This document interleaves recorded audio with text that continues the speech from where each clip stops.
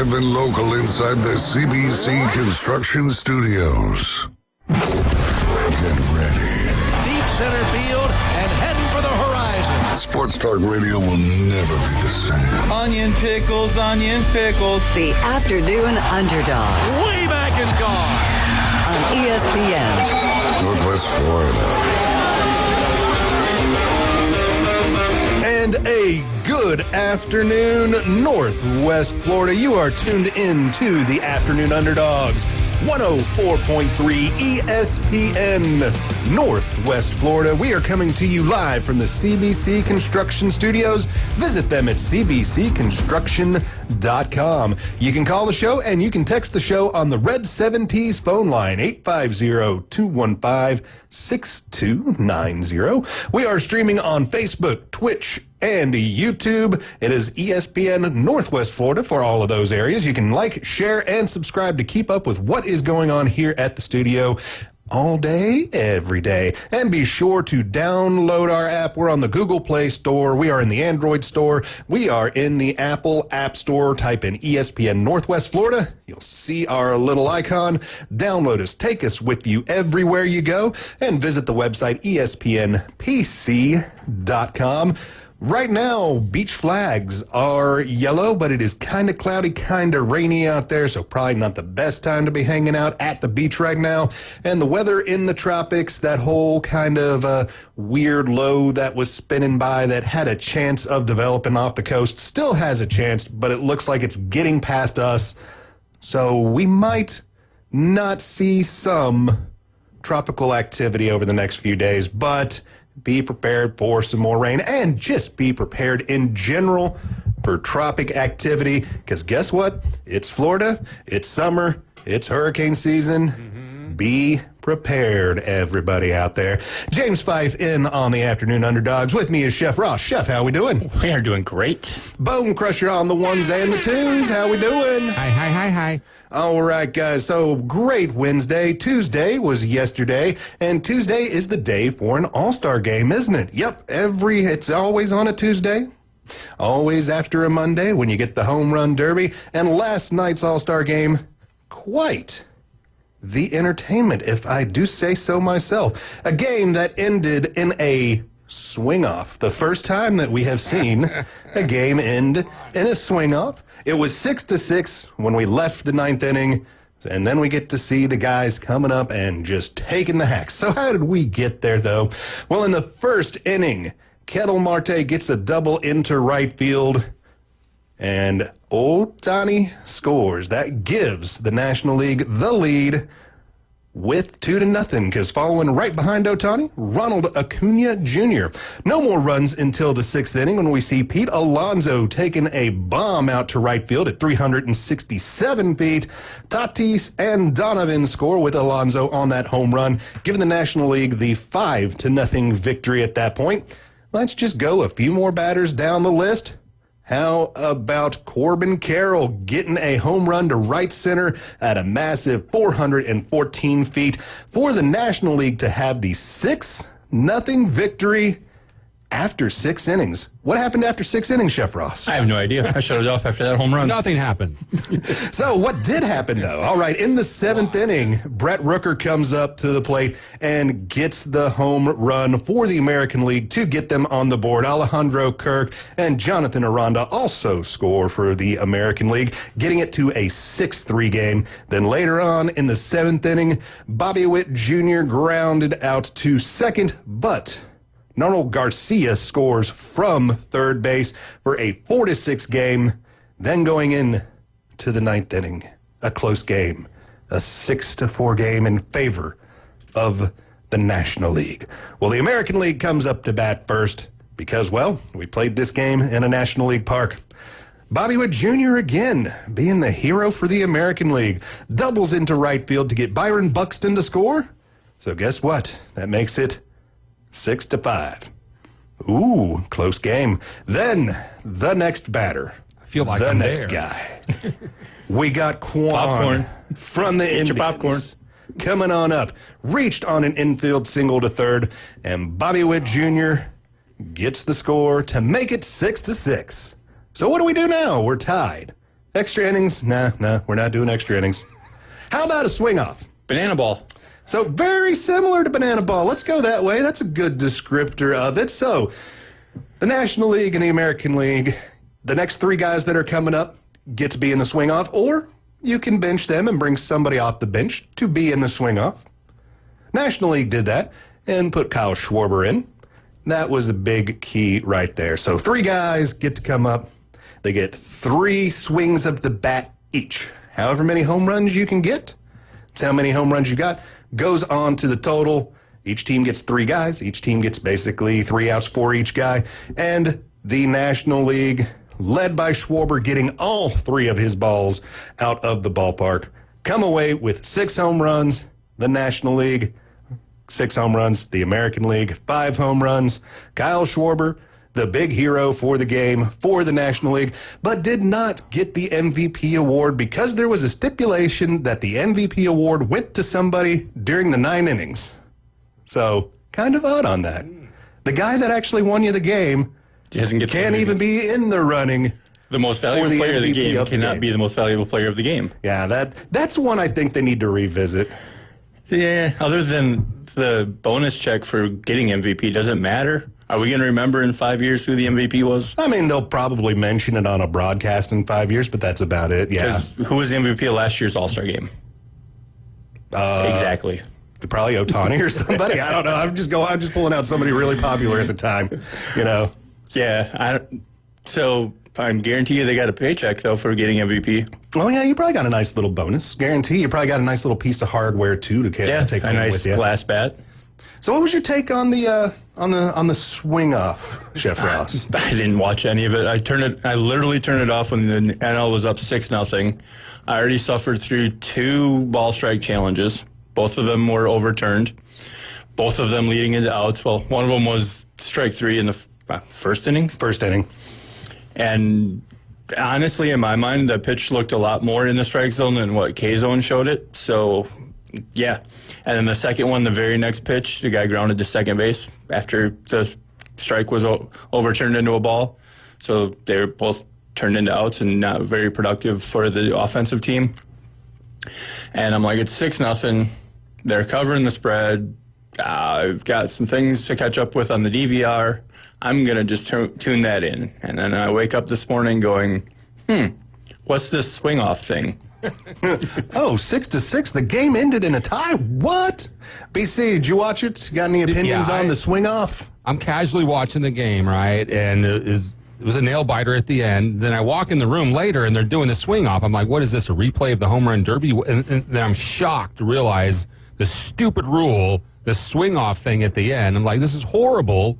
I know it's exhibition, but it's like they try to test things out on you. It's like, if people like that, maybe they try to work that into the regular season or something. And that alarmed me. It's like the comparison with NFL overtime. It's now this ridiculous back and forth thing, and it's just, I hate it. Didn't like it. That was stupid. I like the concept a lot better than the stupid ghost runner they're already putting in the extra innings. Thank you. Yeah, there's another example. I mean, I'm all for advancing the game, improvements. The clock is great, moving it along. But the ghost runner, the swing off, you get the ball at the 25, then you get the ball at the whatever.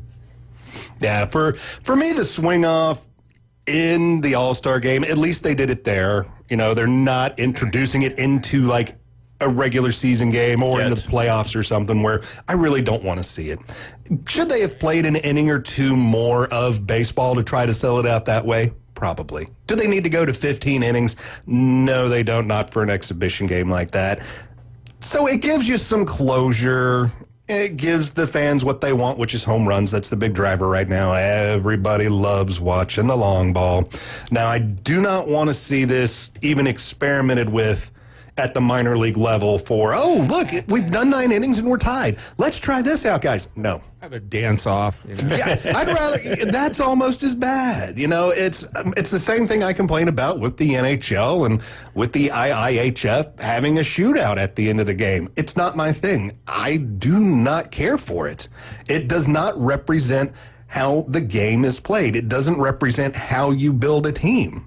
You know, it's not the way I want to see points and victories doled out. Because if we're going to do that, why not just in an NBA game with a three-point contest? Why not end an NFL game with the longest field goal contest? It's not how you build a team to win the entire game. Now you might want to, think about We're going to decide nowadays. next year's Super Bowl with a punt, pass, and kick contest. Yeah, yeah, let's end it that way. And Brett Kern is going to determine the victory. Yeah, nobody wants to see the punter with the game on the line because they're not supposed to have the game on the line. Maybe your place kicker, but your punter is going to determine the win. I mean, Pat It McAfee would happens be every going once nuts. in a while, but, that's not really the way we want to see it. Oh, yeah, that'd be a great way to end a football game. Who can coffin kick the ball into the corner in front of the end zone the closest? Whoever gets the ball to the end zone the closest without the touchback is the winner. That's how we determine NFL overtime games now, a punt off. That would be Must-see TV. Pat McAfee. I can see Pat McAfee getting on ESPN now for like 4 hours. Hey, did you see the great news, guys? No, I'll pass on that one. All right, some WNBA games already wrapped up for the day. Some afternoon basketball. The Dream taking on the Sky. The Dream get the victory over the Sky in Chicago, Illinois, 86-49. Ooh, not a close game at all there. The Lynx taking on the Mercury. This game coming to us from Minneapolis, Minnesota. The Lynx get the victory 79-66. And the Storm taking on the Valkyrie up in Seattle. A final score there of 67-58. What'd you find, I was Chef looking up Ross? stats. Angel Reese did not play with a leg injury. Oh, Angel Reese out? Did we know she was going to be out? I don't know. It just says DNP leg. Well, there we go. Did not play. Leg. All right, that leg did not play. So more WNBA news from last night. The Indiana Fever did get the victory, 85-77, over the Connecticut Sun. But in the last minutes of the game, Caitlin Clark re-injured her groin, and she was out, as expected to be out for tonight's game as well. This seems to be a prolonged injury for her that is just hanging out because she comes in, plays 2 or 3 games, then she's out for 2 or 3 games, then in for 2 or 3 games, then out for 2 or 3 games. I think they just need to sit her down for a little bit more than a week. Let this thing recover. Let her back in when it is healed, ready to go. And I understand the Fever. They want to win. She's probably the best player on the team. And 2, it's a draw. People want to see Caitlin Clark play. People pay big money for tickets to watch Caitlin Clark play. And if they're not playing, fans will Teams get change upset. arenas so Caitlin Clark can play there. Exactly. Teams will go, out of the little arena and go play in the United Center in Chicago where, you can fit 18,000 people in there. So it looks like Angel Reese was just sidelined today. The 3 hours ago in the AP, it says that she was missed the final game before the All-Star break. So I don't know how serious this injury is. Just looking at headlines, it was not before today. Okay, so it's more of a precautionary thing. I don't know. Say. She didn't get injured at the last game or lose the last game. So it just says as of 4 hours ago. So as of tip off, And he said the All-Star break is coming up for the WNBA. Guessing that's next week. So it is Saturday, according to ESPN.com. So this would be the last set of games. So is the WNBA one of those leagues that has a rule like the NHL, Major League Baseball, that if you're not injured, you have to show up to the All-Star game? Even if it's like, we need to rest this player because they've been playing a lot? So was this she's got a leg injury. She can't play. No, she can't play. So that way you didn't have to send her to the All-Star game so you could have a nice long rest for her? I like a good conspiracy theory. I do too. Let's go with it.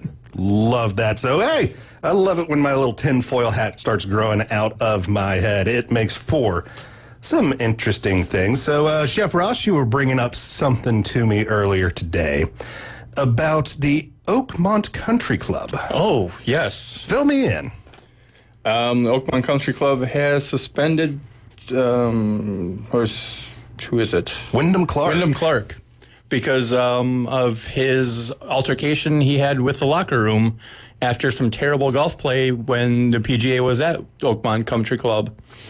So he is no longer allowed on the premises forever. That's pretty. I'd say it's pretty par for the course. It's pretty wild, but I don't think it's out of hand. I think it's about what you do. It's a golf course where you're looking at locker rooms that have been there for over 100 years, with lockers that have been there for over 100 years, and you take a 9-iron to them, that doesn't make people real happy. No, and it's a sport where you're not supposed to lose your temper.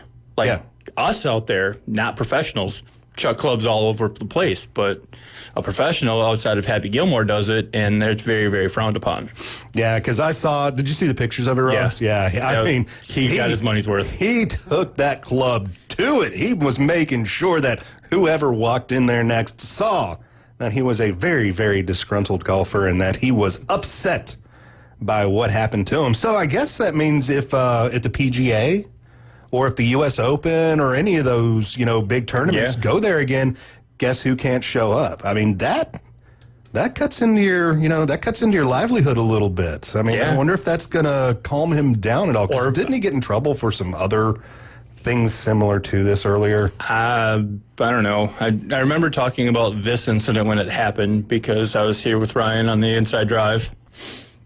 And I definitely remember bringing that up when it happened and hearing all about that. But yeah, it's just kind of crazy. Yeah, that's one of those where you got to keep your head under control. I mean, at least get back to your own car in the parking lot and rip off a rear view mirror or something. So that way you're only responsible for your own damages to your own property. Pretty bad when, you imagine if he's on a Ryder Cup team and they're playing at Wyndham. Yeah, they won't be able to go. Because they'll just be like, hey, see that guy's picture? I wonder if it's like you can walk into a gas station sometime and the people who bounce the checks or have been trespassed, the pictures are on the wall. So I wonder if you walk into the Oakmont Country Club if his photo's hanging up behind the cash register. Do not let this guy in. There's only one photo hanging. yeah, it's Wyndham Clark. How do they enforce some of these bans like at professional sports where the fans have been banned? Yeah, I've always wondered that because if I'm banned from a stadium, I can still go to StubHub, buy a ticket. Well, the thing is now with some of the stadiums with how you get in with your facial recognition, that's where they're going to catch you now. Now, back in the day, it was a little bit easier because you just couldn't go to MLB.com or, call the box office for the club and be like, hi, this is Bob Smith. Oh, yeah, Bob, remember we kicked you out? You can't come in. So, yeah, you could get on the secondary market then. But if you look at it now, you don't even have to have a real ticket anymore. There is no more in real tickets. because they've already got all your information. They got a copy of your real ID on your driver's license. That's a real ID now. So they just take that photo and load it up into the machines that are watching you walk in. And it'll go, yep, that guy bought a ticket. Yep, that guy bought a ticket. That guy bought a ticket, but he's not allowed in. So that'll be where you see a lot of these big changes coming in, is with I guess, what do we call it? AI. We'll just call it AI because I can't think of another word to call it right now. So it's, I don't know if it'll make a huge difference on the behavior of the fan, but it might decrease, some of these weird instances that we're getting with, guys throwing things, guys yelling things, and just fans being bad in general. Hey, fans, I'm one of you. Stop it, please. You're making us look bad. We are short for fanatic, not idiot. Yes. Yeah. Be a fanatic, not an idiot. So the Home Run Derby had a 5% increase in viewership year over year. Most of that coming from the streaming side.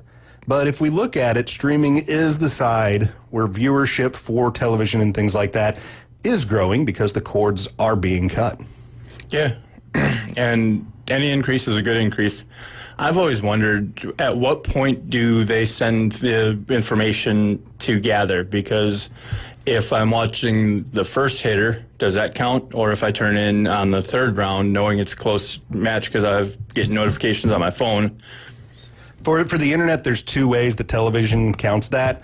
One, they'll do an average over the entire time that the broadcast was up. They'll just be like, oh, there was an average of 3.2 million people, and then they'll also put the spike, at 6:08 there were 6 million people watching. So, for example, the Four Nations hockey tournament, I didn't tune in until after the third fight. and then I didn't tune out the rest of the tournament. Right. Yeah. So what they would have counted you in that first game as, one of the eyeballs that came in. And then they have, like I say, group eyeballs, and then they have like independent eyeballs where they know it is you, versus like a TV in a bar.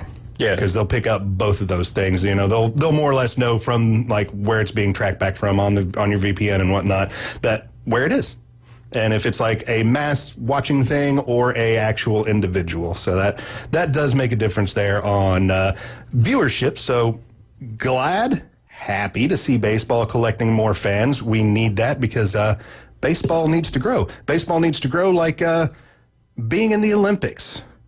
Because right now, Major League Baseball is exploring player participation for the 2028 Olympics in Los Angeles. No. Ross is saying no. Hit me with the no. When I very first read this, I'm like, that's a really cool idea. Then LSU Jeff brought up the fact that the Olympics are in the middle of August. What's going on in the Major League Baseball season in the middle of August? A very small thing called a pennant race. So you're taking a 2-week break in the middle of the pennant race so that you super stud players from all over the world. It's not, I'm not even going to say this, but I can't believe I am saying this. It's not going to help the Americans out at all. The Americans are average at best at baseball in today's economy, or in today's world. It's going to help the Latin countries and the Asian countries, which good for them. It does help them get to a gold medal. But at the end of the day, it stops my professional team from the momentum that they've got going into the playoffs. So the Olympics for 2028, opening ceremonies will be July 14th and closing ceremonies will be July 30th. Oh, so basically it would just be an extended All-Star break. Okay. If you want to look at it kind of that way. At that point, I'm for it because I love the World Baseball Classic.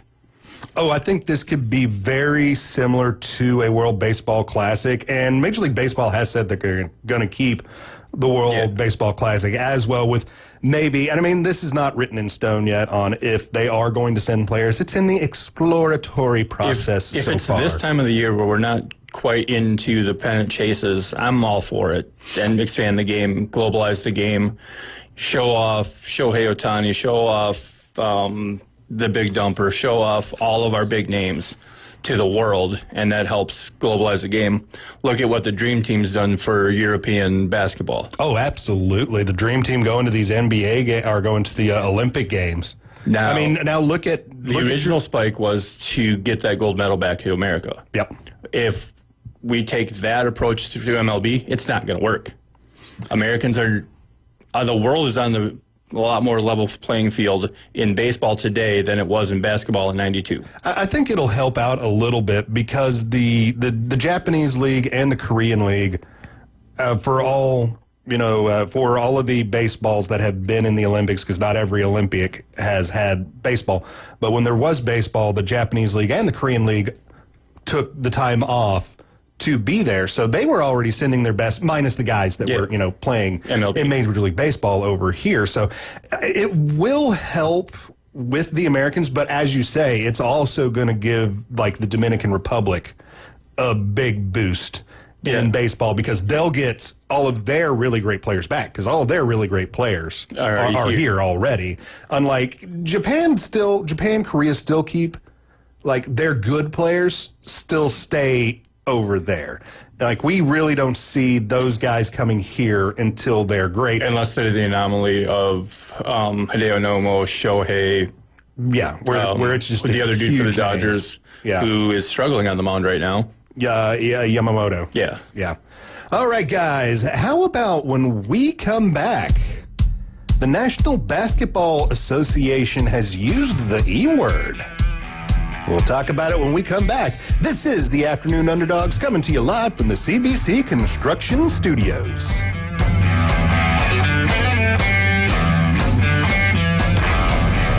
Get in the game. Call or text us now on the Red 7T studio line. 850-215-6290. ESPN Northwest Florida. Colin Calvert. The Steelers are officially all in. I heard that a lot yesterday because they got Jalen Ramsey, Aaron Rodgers, DK Metcalf, and tight end Jonnu Smith. Well, if they're all in, that's a pair of eights. Okay, that ain't pocket aces, folks. So, The Herd with Colin Cowherd.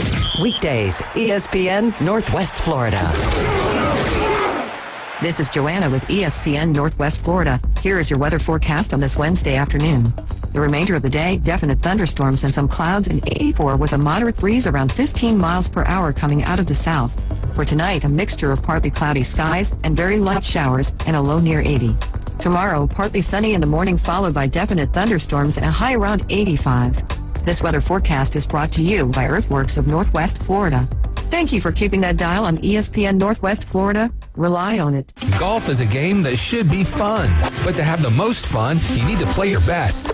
That's where the experts at Golf Plus come in. Their friendly staff will guide you through the buying process, answer all your questions, and can help with any repairs you need along the way. Golf Plus is your custom fitting, club repair, and golf retail shop. Golf Plus staff is non-commissioned and will work with you to find the best product for your game, just like they've been doing since 1988. Golf Plus in Panama City Beach. Fitting, repair, retail. That's Golf Plus.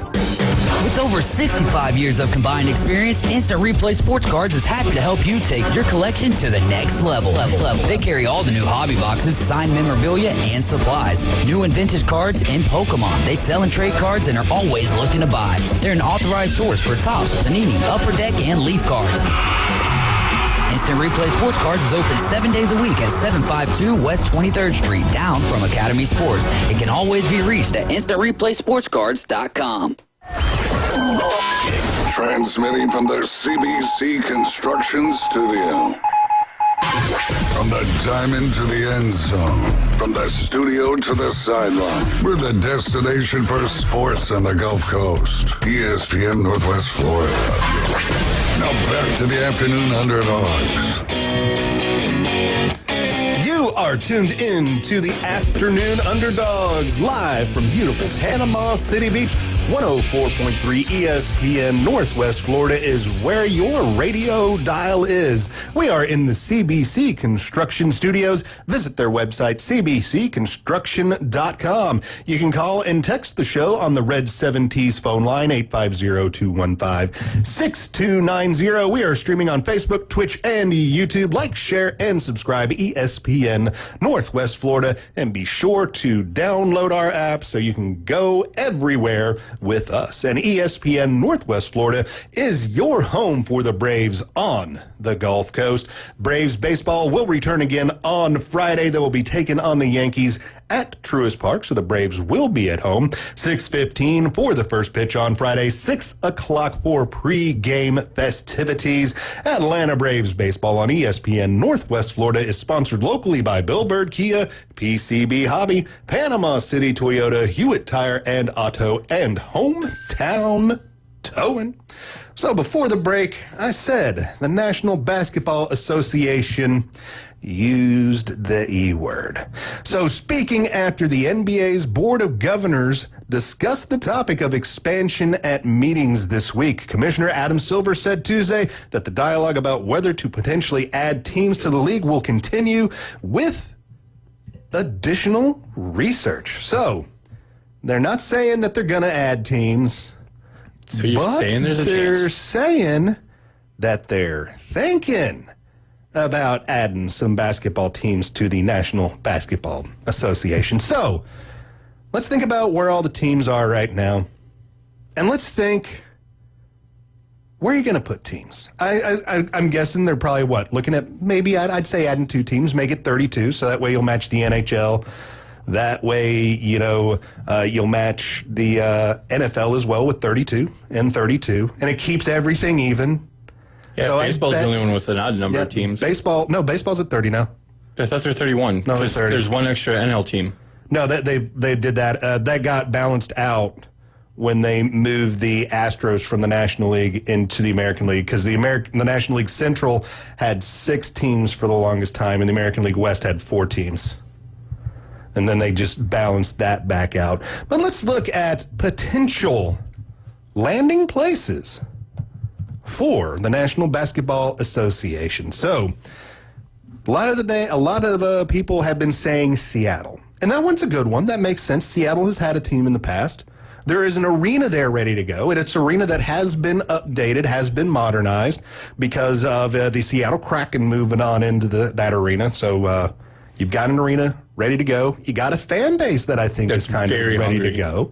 And I think they would willingly bring in an expansion team, especially if you still let them call the Supersonics. Now, I don't know if the Thunder got to hold on to that name or not when they moved. Sometimes teams do, sometimes teams don't. But if I'm the guy that gets the Seattle franchise, you know what the first phone call I make is to Oklahoma City and go, hey, guys, you mind if I use the whole Supersonics thing? Because I think we could sell a lot of jerseys that way. So I think Seattle is a great landing spot. I won't draft any of your players in the expansion draft if you let me be the Supersonics. I like it. I like the backroom deal right there, Chef Ross. What's your key spot? Where do you think the number one spot would be for a team to land? I think it's Seattle. I think it's Seattle, hands down. Looking up here, because I couldn't think of a second destination, AI Overview has Vegas as a second destination. I like Vegas. That's a good one. I do, but I like, if we're going to add a team to the West, we should add a team to the East to keep everything balanced. And like we talked about earlier, too, you can bring the Timberwolves or one of those teams that are right on the Mississippi back into the East. Yeah, you can move the Grizzlies over. You can move the Timberwolves over. It feels like the Mississippi is the cutoff from East to West. A lot of orgs do that. Yeah, or a lot of the leagues do that. So Louisville's on here. Louisville, I think, is a good spot. Pacers are close by, but Kentucky, a big basketball place. Louisville's a big city, and the KFC Yum Center. The Bucks and Bulls are 90 miles apart, so yeah, distance really doesn't matter. I mean, the Los Angeles Clippers and the Los Angeles Lakers are in the same building. Are in the same building for forever and ever. Both of them are in downtown LA still. Yeah, the Clippers got a new building finally. Thank God. They needed that. They did need that, and I'm happy for them for that. So I could see Louisville. Another one I have thoughts for, how about Kansas City? I think Kansas is a big basketball place. I don't know if there is an arena ready to go there or not. No, and they're fighting with the Royals and the Chiefs already for new stadiums. It's already threatened that they'd go on the other side to Kansas City, Kansas, to build a sports complex and be out of Missouri. So that might slow down Kansas City. St. Louis is another one that I think St. Louis is another could because you got a stadium there ready to go. Where the Blues are playing? Yep, where the Blues are playing. And I think it's Scott Trade now. It's one of those, they change the name so much. I think it's the Scott Trade Center. Yeah, it's ready to go. I mean, they host Final Four basketball games in there all the time. So it is a arena that is known for hosting basketball. There's just no NBA team in there currently. Isn't Final Four played in NFL stadiums? It's played all over the place. Because they want the big 100,000 people to show up. Yeah, the finals are usually in the bigger ones, but, like your lead-in-twos, they've been in St. Louis before for, like, your Elite Eights and Sweet 16s and stuff. Isn't the dome still up where the Rams played? Or did they finally tear that down in downtown St. Louis? I don't know if it's still there. I don't know if anybody's still using it. I don't know if you'd want to use it because it's been emptied for so long. I don't know what the upkeep on it is. Conventions and everything, and they're keeping it going. That's true. So it's... Yeah, you don't really want to put it in a football stadium because you're not going to have the best line of sights, and that's just too many tickets to sell. It's not going to be like a football game where you can easily sell 80,000 tickets. You need to be in a little bit something smaller there for a regular season basketball game. You said Birmingham earlier. I did say Birmingham earlier. That's an interesting one. Yeah, I mean, Alabama is starting to grow in basketball, at least on their universities. The University of Alabama had a good run a couple of years ago. Auburn's had a couple good runs in the past few years. So UAB's making the tournament. Birmingham's a good-sized town. Birmingham is a fun town. Guess they've probably got an arena that could probably be used. But my only real concern with Birmingham is once you get out of Birmingham, you start getting very rural very quickly. Yeah. So you really have to rely on the city for your draw. There's no professional team at all in the state. No, there's no major professional team in Alabama, which it might change in the next few years. I'm not quite sure on that one. I had the thought in my head once of Jacksonville, but I really don't see that one. They don't have an arena ready to go. They got the Jags. They're barely supporting the Jags. I don't know if there's really a taste or an appetite for Jacksonville to have a NBA team. I thought Tampa, but, Orlando, Tampa, that's kind of close. And I mean, there are teams that are close together, but I think that's too close in a day and age now where teams want to control territory. So I just... the wild card is Mexico City. I like that one. Heading a little bit more out international. Idea. Yeah, good one. I mean, that is the wild card. We already have one team in Canada. I should research before I say anything, but I don't know if the NBA has ever played games in Mexico City to get the heat of the clientele. But there's been NFL games played there, sold out forever, even in terrible air conditions where players aren't supposed to breathe the air, but they're still playing NFL football games. Yeah, Major League Baseball has MLB's played in Mexico City with great turnout. They're very passionate about their soccer, so I'm guessing they'd be passionate about their football team or their basketball team too. Yeah, I would think it would do well. It's a huge city. I mean, Mexico City is a big town. The third biggest city the NBA has a franchise. It would be, I think, because you go New York, LA, and then probably Mexico City. Yeah, because that's a big city. I mean, we can even talk about, do they even think of expanding into Europe? I don't. Now, if you go into Europe, I almost think you'd have to expand an entire division. Like 2, 3, 4 teams even, so that way you can at least reduce kind of a travel. So that way, say, be unlucky and be the Portland Trail Blazers. That's a long way to go. So at least when you get there, you can go around and play 4, 6, 8 games before you got to come back. Because you just don't want to go over there, play we're going to play 2 games against the Berlin basketballers, and then you got to come back. It would make a lot more sense to, like you said, about 2 weeks. The Golden State Warriors and the London Bridges.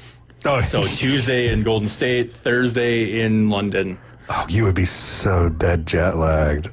Oh, that would be some awful basketball to watch. That's why I'm anti-NFL expanding into Europe. I don't mind. I don't really like, but I don't mind that we're taking a regular season game and playing it over there. I'd much rather it be exhibition games, but at least with taking the regular season game, the teams have the bye the week before, so they're out there to get acclimated. Each team is traveling there, but if you put a team there physically, they got to go travel to Seattle or San Diego or whoever's got to go travel to London for a game, and it just sounds like terrible football. At least with football over basketball, the argument I would make with that is yes, you only are at least playing once a week. So it's not like, basketball, baseball, hockey, where you can have 2, 3, baseball's case, 5, 6 games a week. So you can at least kind of spread it out a bit with football because you're only playing on Sundays. Not almost to have that rule, like when you travel from the U.S. to play in Europe, you're not going to get a Thursday night game. It's going to be a Sunday game. Or you're getting a Sunday game after you play Thursday for the longer rest. And if it is a division over there, figure out a way to at least play 2, 3 games at a time when you're over there. So that way you're at least reducing travel. It's kind of, it's odd to me that we're in this position because so many years ago I wouldn't have even thought of, expanding worldly like that.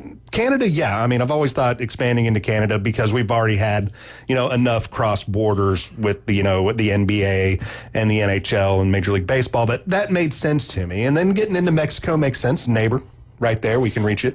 Puerto Rico kind of makes sense to me, other than I just don't know if they could really have enough fan base with enough financial need to really back a team like that. But I think it would be great for the Caribbean. I think it would be great for the Latin community down there to expand a team into San Juan. Vegas makes great sense, but remember, it wasn't that long ago that all the leagues were afraid of Vegas, that the gamblers and the mobsters would get their hands involved in all of this. And now the NHL's there, doing just fine. The Raiders are there, doing just fine. The Athletics will be there. And we'll see how they do a little bit later, because John Fisher had to sell all of his shares into the MLS Quake because I think he was a little tight on cash.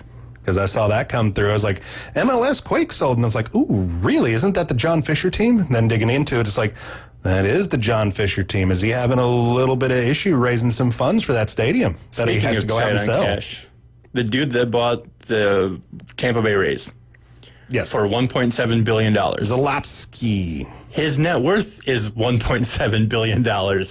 Yeah, well, I'm sure he's buying that one through alone, and he also has, I think, 3 or 4 other guys going, that are going to be in with him. 2 of the people that are in with him are guys that own minor league baseball teams.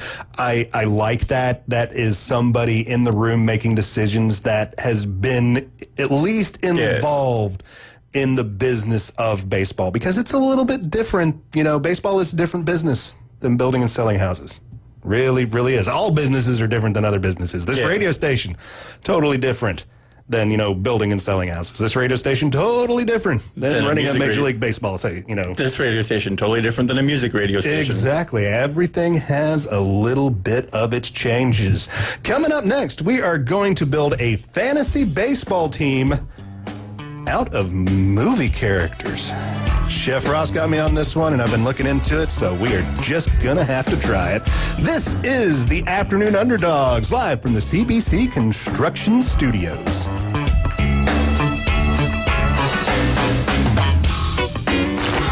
Reach out and smack someone. Call or text now. 850-215-6290. The Red 7T Studio Line. The next evolution in sports talk radio. On 104.3 ESPN Northwest Florida. The Afternoon Underdogs. The only live afternoon show in Panama City where you can win fantastic prizes from amazing local businesses every day. That's right. 4 to 6 weekdays. The Afternoon Underdogs. It's mayhem. ESPN Northwest Florida. This is Joanna with ESPN Northwest Florida. Here is your weather forecast on this Wednesday afternoon. The remainder of the day, definite thunderstorms and some clouds in 84 with a moderate breeze around 15 miles per hour coming out of the south. For tonight, a mixture of partly cloudy skies and very light showers and a low near 80. Tomorrow, partly sunny in the morning followed by definite thunderstorms and a high around 85.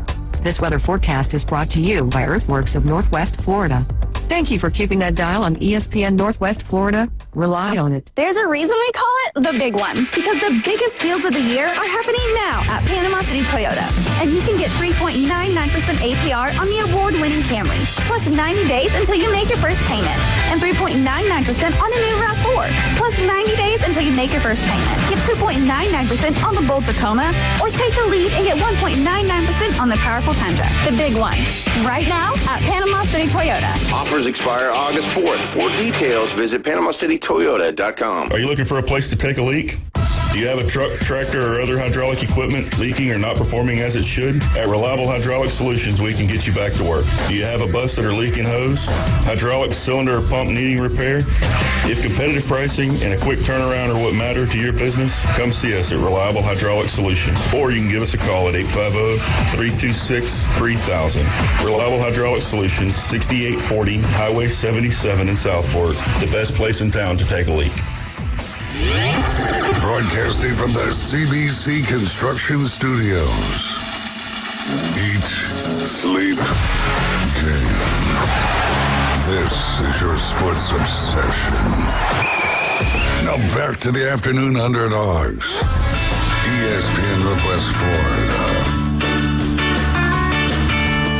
It is the Afternoon Underdogs, 104.3 ESPN Northwest Florida. You are tuned in, listening to James 5, Chef Ross, and Bone Crusher. Yeah. We are live from the CBC Construction Studio. Visit their website, cbcconstruction.com.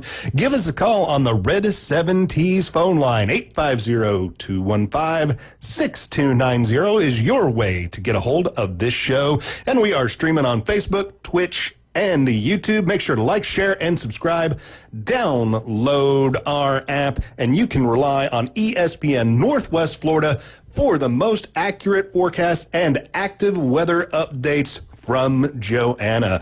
Keep it here, 104.3 ESPN Northwest Florida. We're up to the minute and the latest break-in weather.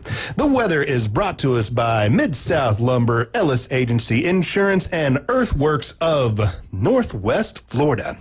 Now, this one was a little bit of a challenge to me. Had to get out on the World Wide Web to help build this next little segment, but this was an idea Chef Ross gave to me earlier today, and I thought about it and said, let's give it a whirl. So, we are going to build our baseball teams based off of players, not actual baseball players in movies, but people who portray their those character kind name. of characters in those baseballs. For example, not Charlie Sheen, but Rick Wild Thing Vaughn. There we go. So let's, Ross, your idea. Let's Bone get it Crusher, started. you're going to be the judge to figure out whose team wins. All right, so my starting pitcher is Billy Chapman from The Love of the Game. Ooh, good one. So I guess I will go with, how about Ebby Calvin Laloche of Bull Durham, the ace for Bull Durham. That's where I'll go. It's a good movie. There we go. All right. Now, next one. All right, my catcher, I have two names written down. I think you're going to take one of them. So give me Dottie Henson from A League of Their Own. Oh, I like that. I almost forgot about that one. I need to pull some of those and back in. if you don't take mine, I'll give you the other catcher I have written down. But I think you're going to take him. I'll take Jake Taylor from Major League. Oh. You're not going Hamilton Porter? No, I'll go Jake Taylor, Major League. Nah, man, I got to go Jake Taylor, Major League. I'm going to go punch that guy out in the face. First base, Jack Elliott, Mr. Baseball. All right. That was that's a good one. The Tom Selleck movie? Yes. Yeah, that's the Tom Selleck movie. Ooh, where do I want to go with that? How about Jack Elliott from Mr. Baseball? We got the same dude then. Yeah. Yeah. I guess we can do that. That's where I'm going to go with it. I mean, if I had to think of another one real quick, Lou Collins, Little Big League, where the guy, the kid breaks his arm. Yeah, Was that the dude with the big chaw? Yeah, that was that guy. Okay. Good guy. Second base, Kelly Leak, Bad News Bears. Ooh, nice one there. How do I feel about second base? You said League of Their Own. I'll go with League of Their Own. Maria Hooch, second baseman. Great pick. Third, shortstop, Benny the Jet Rodriguez, Sandlot. All right, that's what I had. What can I go out and find? I don't think there's a different answer. I'm going. Yeah, I'm gonna have to go with. Benny. Yeah, I'm just sticking with it. That was what I had. I think we have the same third baseman too. Let's go. Roger Dorn, Major League. Roger Dorn. I do have Roger Dorn. Third baseman for Major League. I mean, another one maybe you could go with Ray Mitchell, Angels in the Outfield. Oh, yeah. Guy that had the cancer that was going to die. Yeah, that's another one I can go with. I'd still rather have Dorn. Left field, give me Pedro Serrano, Major League. Yeah, that's the only left fielder I'm going to call out there too. Yeah, give me Joe Boo. Center fielder, Willie Mays Hayes. All right, you're just copying me now. Yeah, that's one of those characters that was just so great and so iconic with baseball that if anybody says not Willie Mays Hayes, they're I'll just take not Wesley there. Snipes, Willie Mays Hayes. You can have the other guy. All right, we'll do that. Right field, Roy Hobbs, the natural. Ooh, that. Can I top that one? Did I already do Pedro Serrano for left field? He's in left. Which I think he actually played right in the. Well, a question about Pedro. You're drafting this guy. I mean, he had a great finish to the season, but wasn't like his entire season probably batted about like 280. Yeah, but it's perfect for today's baseball. He struck out all the time. He had a low on-base percentage, but he could jack the ball over the fence. If you gave him that fastball, it was gone. If you gave him anything else, he struck out. How do they keep him on the team? I mean, everyone's striking him out. He did end up in the minors for the stupid last movie of Major League. Oh, I didn't watch that one. I'm probably glad I didn't. I wasted my time. How about Bobby Rayburn from The Fan? Not a super big, baseball movie, but is a baseball movie. Yeah. That Wesley Snipes character? Yes. Right. Yeah, I know like you're a Barry going to have me Bonds here, type there. but this movie was such a great movie. I needed to get a player in here.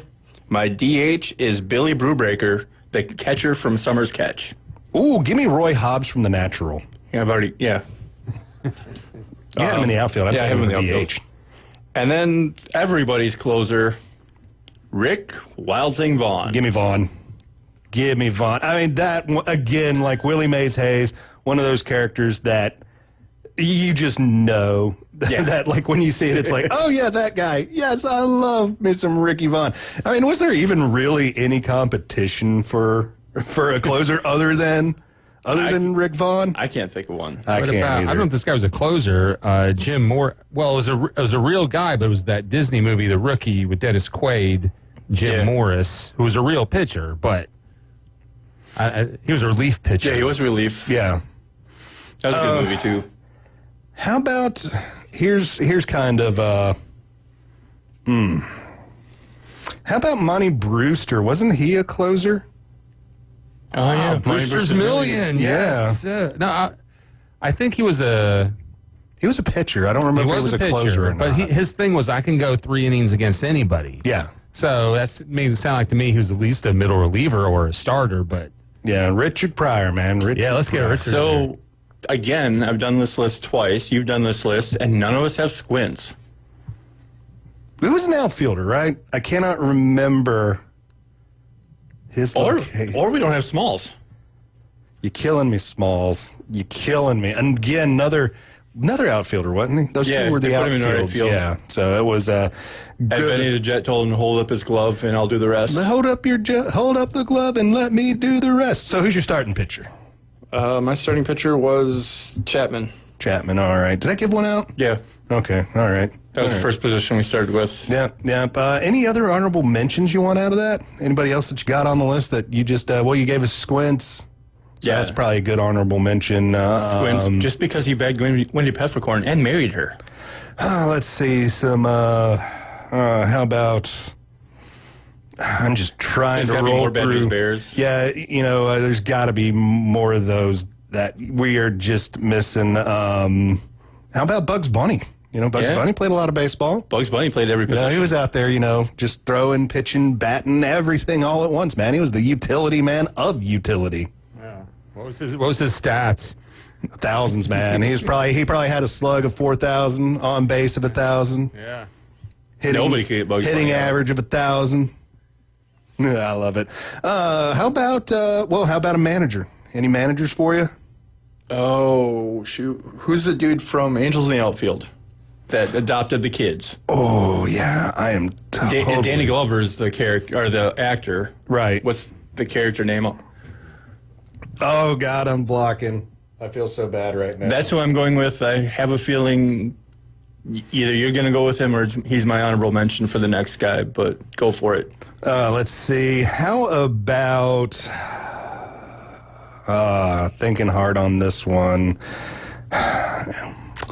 Larry Hockett, Bull Durham, he was one of the base coaches, though, but he had so many great lines in that one. So if I'm going to go with a manager, Lou Brown, Major League. We won a game last night. Yep. We win again today. If we win again tomorrow, it's a winning streak. It has happened before. We can get. I love it. They're calling him. They want. Indians want to hire him. He's like, hang on, I'm on the other line with the guy about a set of white walls. I'll be right back with you. Like, really? Exactly. I mean, hey, when you're in a situation like that, you got to look at what's important in life, Oh, Indians or white walls? Indians, white walls. Oh, I know what's more important. Not the Indians right now. It's either a psychological thing or it's a heart attack. Who used that one, Skip? Me. So I'm trying to think of any other just I mean, Jake Dorn. Off the wall. Okay, yeah. Or Jake Dorn. or Parkman, if he's... How about Harry Doyle for an honorable mention? Announcers. Oh, love Harry Doyle. There we go. So not a baseball player himself, but an announcer just a bit outside. Great thing is he had no script. Does Euchre really need a script? No. I wouldn't have given Euchre a script because he would have only just killed that. His Hall of Fame speech was 34 minutes, all off the cuff. Oh, yeah. He had no notes, and still one of the most hilarious speeches I've ever heard. Oh, he could tell stories. I mean, I'm sure you as a Brewers fan heard many. He's one of the reasons I'm a Brewers fan. Stories from him, and I always loved listening to him because he had a knack for being funny, and even a little bit of self-deprecating humor with him went a long way. Yeah. It was great. I haven't seen baseball this bad since the days of Bob Euchre. This is Bob Euchre signing off. Greatest seats in the house. It was great. One of my favorite stories is he was catching Phil Necro, and apparently Necro's family came in to visit. He's like, I spent more time with Necro's family than he did catching that knuckleball. Because the only way to catch a knuckleball is you wait for it to roll to the fence and then go back and pick it up. And pick it up. Yeah, that is the way. That's what Dale Murphy would say, because he actually caught Necro for a short period of time. Yeah, that was wow. I guess they did cross paths for a few years because you got to think about. You got him in an early career. Yeah, that's amazing how those three careers kind of passed right there because there was a little bit of time between Euchre.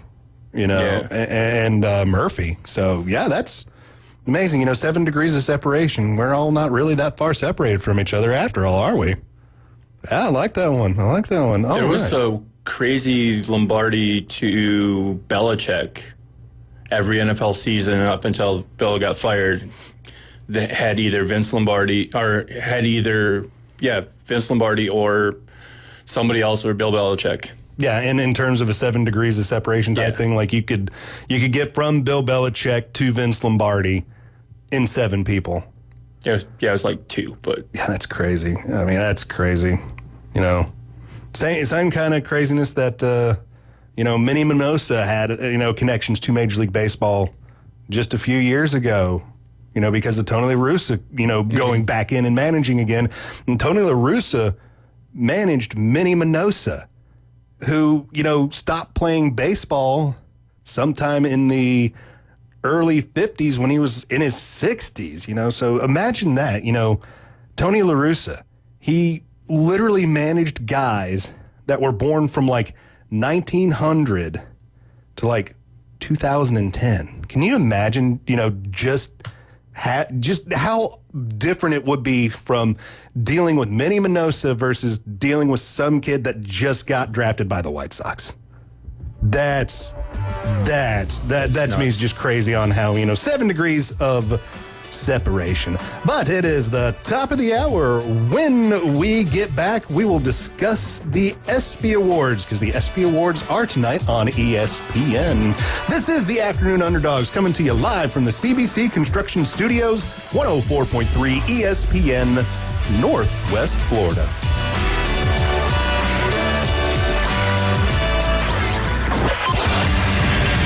Call or text in now on the Red 7T studio line. 850-215-6290. ESPN Northwest Florida. The Afternoon Underdogs. So that is this day in history. It is June. I just said it. Guys, it's not June, it's July. July 11th, everybody. I'll have what he's having. Friday. It's the end of the show. It's 5 o'clock somewhere. It's the end of It's June week. Somewhere. Yeah, it is June. It's got to be June somewhere. 4 to 6 weekdays. 104.3 ESPN Northwest Florida. This is Joanna with ESPN Northwest Florida. Here is your weather forecast on this Wednesday afternoon. The remainder of the day, definite thunderstorms and some clouds, and 84 with a moderate breeze around 15 miles per hour coming out of the south. For tonight, a mixture of partly cloudy skies and very light showers and a low near 80. Tomorrow, partly sunny in the morning followed by definite thunderstorms and a high around 85. This weather forecast is brought to you by Earthworks of Northwest Florida. Thank you for keeping that dial on ESPN Northwest Florida. Rely on it. Let's see. Diamond stud earrings for Marcy, Bulova watch for Tommy, tennis bracelet for Cassie, and Keith wants a 14-carat chain. Oh, and Hannah wants those white gold hoop earrings. Okay, guys, Santa gave me his list. He knows that Tracy's Fine Jewelry has the largest selection and lowest prices you'll find anywhere. We've stocked the cases, slashed the prices, and we're offering a free 6-month layaway on our entire jewelry selection. For a stress-free holiday, Tracy's Fine Jewelry, where Santa shops. WGSX Lynn WVLQ Port St. Joe. Powered by Panama City Toyota. ESPN Northwest Florida. Los Rancheros has been doing it right for 20 years. Los Rancheros brings a top-shelf dining experience to you with the opening of their beautiful new building. Watch all college and pro games on Los Rancheros 14 large with great drink specials daily from 2 to 5 and during all the games. Los Rancheros, the place for live sports and great food on 23rd Street between Jenks and Harrison. Transmitting from the CBC Construction Studio. Who was hired? Who was fired? Trades, drafts, and playoffs. We're talking about it. That trade, when it was made, was the right trade. Now back to the Afternoon Underdogs, right here on ESPN Northwest Florida. You are tuned in to the Afternoon Underdogs, coming to you live from the CBC Construction Studios. Visit their website, cbcconstruction.com. This is 104.3 ESPN Northwest Florida. James Fife, Chef Ross, Bone Crusher, taking care of you on this lovely Wednesday afternoon. You can call the show and you can text the show on the Red 7T's phone line, 850-215-6290. We are streaming on Facebook, Twitch, and YouTube. Make sure to like, share, and subscribe. ESPN Northwest Florida. Download the app. Take us with you everywhere you go. Beach flags are currently yellow, so enjoy the outdoors, everybody. So the ESPY Awards are tonight. Not a big ESPY guy myself. I have not watched the ESPYs in many years. But hey, we got time to talk about it a little bit right now. So let's bring it up. Let's discuss what we might see tonight. So let's get started. Best tennis player. The 4 nominees: Carlos Alcaraz, Coco Gauff, Iron Sabnaka, I have no idea who that is, don't watch a lot of tennis, guys, and Jannik Sinner. So Jannik Sinner did just win the Wimbledon, but is he going to be the player to win Best Tennis Player tonight? I think Carlos Alcaraz has probably got it, but I also would not be surprised if it was Coco Gauff. That's just my guess, is Coco Gauff. Coco Gauff? BC going to be guessing on this one? Exciting, right? Yeah, let's go. So looks like we got kind of 2.5 for Coco, and I'll give Alcaraz a half of my vote. Best golfer: Neil Corda, Rory McIlroy, Scotty Scheffler, or Maya Stark. It's got to be Scotty. He's had the best year. Yeah, Scotty Scheffler has just been absolutely on Only fire. other option is to give it to Rory for finally getting his career Grand Slam, but otherwise it's Scotty. Yeah, I think Scotty's had the better overall year. There you go. There we go. We're going to all go Scotty. That sounds like a winner right there. Best soccer player: Aienta Bonamita from FC Barcelona in Spain. Christian Pulisic from AC Milan in the United States. Alexia Putellas, FC Barcelona from Spain. And Lamine Yamal from FC Barcelona and Spain. A lot of Barcelona guys on the list. It's an American show. It's an American award show. So Christian Pulisic it is then for me. What do you guys got? I can't pronounce any of the names, so sure. There we go. From Spain. There we go. All right. So let's just go with Pulisic on that one. Best boxer. This is a sport that has been dying off, and I hate to see it dying off because I do like the sweet science. So we have 2 females in the best boxer. Why not? There's some good female boxers out there. I agree, but 20 years ago, you wouldn't have seen that at all. You're right. I mean, 10 years ago, 5 years ago, you might not even see that, really. 5 years ago, you might not have seen the best boxer list. Oh, good point. Good point. No, so I guess it might be getting some little bit of popularity back, hopefully. Naoa Inoue, Clarissa Shields, Katie Taylor, and Oresenda Usyk. Now, the only ones I'm really familiar with on this list are Shields and Usyk. And again, American show, American award. So I'm going to say probably Shields has the advantage here. I want to see somebody struggle with the name Usyk, so give me that one. BC, got a guess. If Manny Pacquiao wins Saturday, he's the best boxer of the year. All right, I like it. I like it. Best UFC fighter, Dricus du Plessis, Merab Valishville.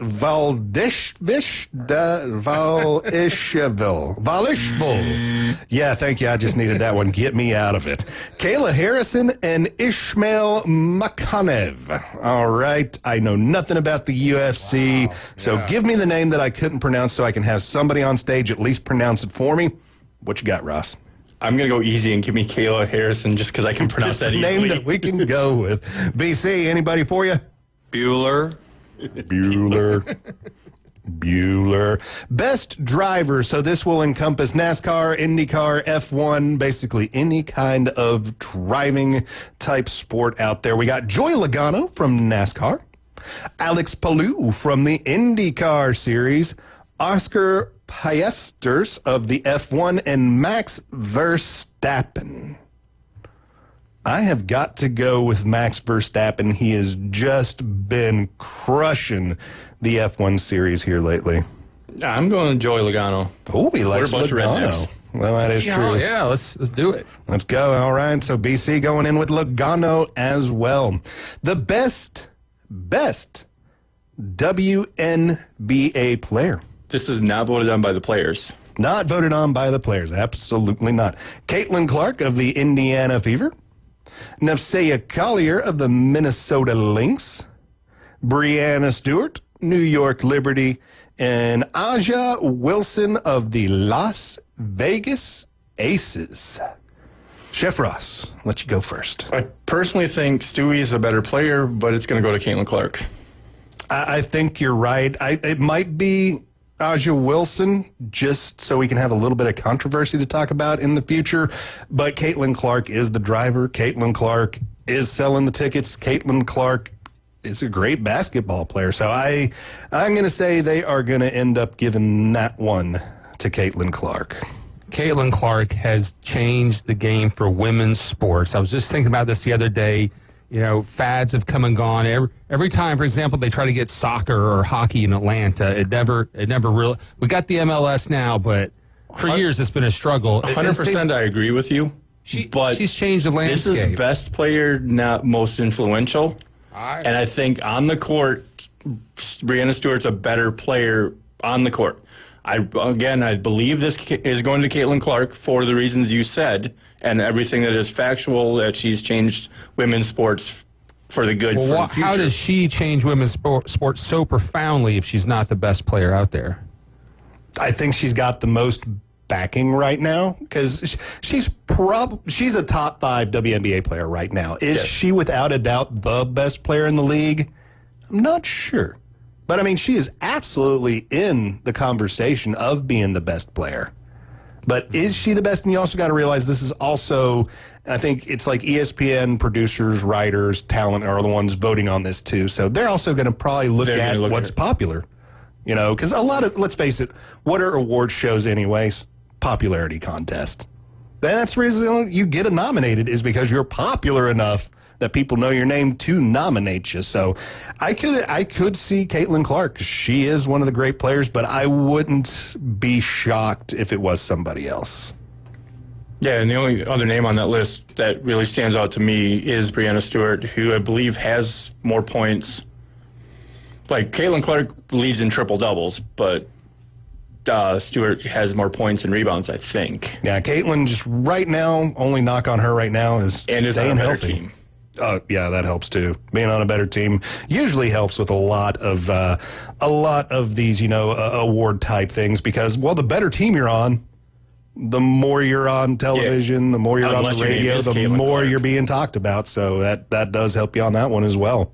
Yeah, unless your name is Caitlin Clark, then they put you on TV because you're a draw. Again, people will watch. So you know what? If I'm, ESPN and I'm, the CEO, I'm like, yes, I want her on TV. People are watching. So, yeah. Best NBA player. Giannis Antetokounmpo of the Milwaukee Bucks. Shai Gilgeous-Alexander, the Oklahoma City Thunder.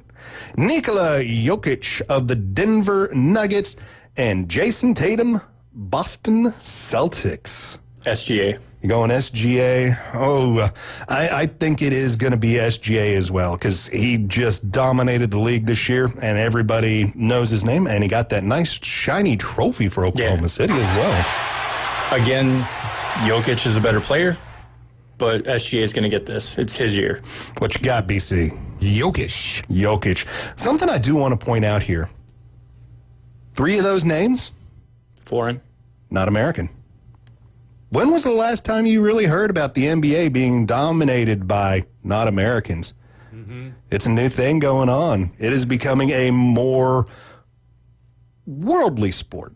Because, look at it. The last couple of first-round draft picks before Flag this year. Wemby was not American. Yeah. Go look. There's been a lot of guys. Even go look at the guys that have been winning the MVP title lately in the NBA. Yeah. Yeah? It goes back to... Wow, my mind is off today. Dude from Dallas. Nowinski? Yeah. Derek? Yeah. Derek is the one that showed that Europeans can play with Americans. And he did. He did quite well being grown up in Germany, I do believe, is where he grew up. Best National Hockey League player. We got Leon Draisaitl of the Edmonton Oilers, Connor Hellebuck of the Winnipeg Jets, Nikita Kucherov, Tampa Bay Lightning, Cale Makar, Colorado Avalanche. I'm the hockey fan, so I guess I'll get this one started. The only one, I want to say Kucherov, but Kucherov is a great setup guy, not a really great finisher guy. But you got to have somebody setting you up. Leon Draisaitl is the second fiddle to McDavid, though I think Draisaitl is a much more important piece to the Oilers than McDavid. And Connor Hellebuck, probably the greatest U.S. goaltender right now, but when he gets on a cold streak, he gets icy. So, the best player on that list is Cale Makar. That defenseman for the Avalanche can play defense, can score. Basically, the modern-day Bobby Orr, except even more on the offensive prowess. For me, it's a toss-up between Kucherov and Draisaitl. Kucherov got him in the cup, so let's give Draisaitl this award. All right. What you got, BC? Eric Lindros. Eric Lindros, the guy Can you that answer for me? the guy that got his lung collapsed at a bar in Nashville, Tennessee. Yes, sir, that Eric Lindros. I remember everybody was saying, "Oh yeah, it happened during the game." I was at that game. I don't remember him having a hard enough fall to puncture a lung. He looked totally fine skating in that game, but the next day, oh yeah, he had a lung, get punctured and collapse. I'm like, ooh, what bar did he go to and get in a fight? I thought they just called that an upper body injury. They do now in hockey. I hate that. They used to have it, where you used to list, what actually happened. And now it's like, they have an injury that's below the neck. Oh, well, wow, that really narrows it down. Thank you so much. Part of me wishes baseball would do that, so I don't realize that my starting pitcher is out for 4 days with a hangnail. We can just call that an upper body injury. He's got an upper body blister. He's got an owie. I don't know. It does make a difference as a pitcher to have, to have that, either hangnail or that blister, because it changes your grip, so you're not going to get the same. But it's so funny, though. It's like, oh, I'm going to be out 10 days. I'm on the injured list for a blister on my thumb.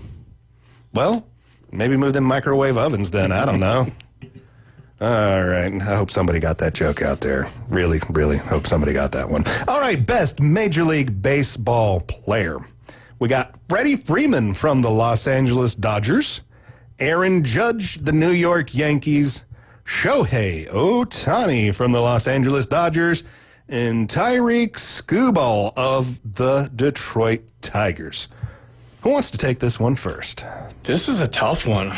I mean, you can make a case for all four of these, but I'm going Judge.